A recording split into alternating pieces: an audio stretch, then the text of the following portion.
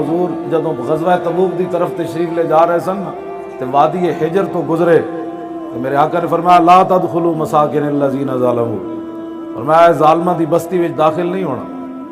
ہاں جی، جتے کڑیاں نچن مڑ کے تے پھر محفل ہو جائے، یہ تو حضور دی وجہ ہے۔ ہاں جی، ورنہ تو تے اللہ دا عذاب نازل ہونا۔ ہاں، حضور نے فرمایا کوئی بندہ اس بستی وچ داخل نہ ہوئے، فرمایا ورنہ جڑا عذاب انہاں تے آیا تہاڈے تے بھی آ جانا۔ یہ میرے آقا خود پھر آپ نے اپنا سر اقدس ڈھانپ لیا، پھر حضور اپنی سواری نو تیز کر دیتا، حتی اجاز الوادیہ، یہاں تک کہ حضور اس وادی سے گزر گئے۔ صدیاں بعد بھی جنہ اللہ دے نبی دی گستاخی کی تھی تے اللہ دی نافرمانی کی تھی، حضور نے ویکھیا کہ صدیاں بعد بھی اتھے عذاب نازل ہو رہے ہیں۔ آج مورتیاں تے جا کے دودھ پاؤ، ہولیاں تے جا کے بکواس کرو، پھر دسو پاکستان کیوں بنے سی؟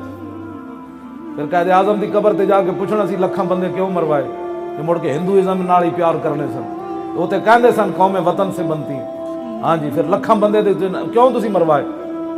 70,000 کڑیاں چک کے ہندو سکھ لے گئے۔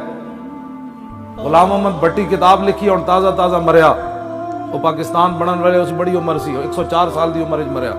انہیں کتاب لکھی در یار سے لے کر در یار تک، وہ دے وچ انہیں لکھیا 68,000 عورتاں چک کے لے گئے بچیاں۔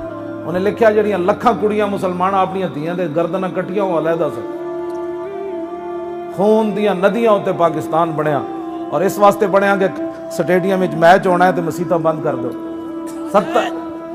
توجہ بھائی، لعنت نہیں، لعنت انہاں تے پہلی ہے جڑے حضور دی عزت دے پہرے دار نہیں دے سکتے، انہاں تے لعنت۔ تسی میری گل سن، لعنت، توجہ بھائی گل سن میری، ایڈے تسی نیک ہوندے تے انہاں حکمران بننا سی چلے۔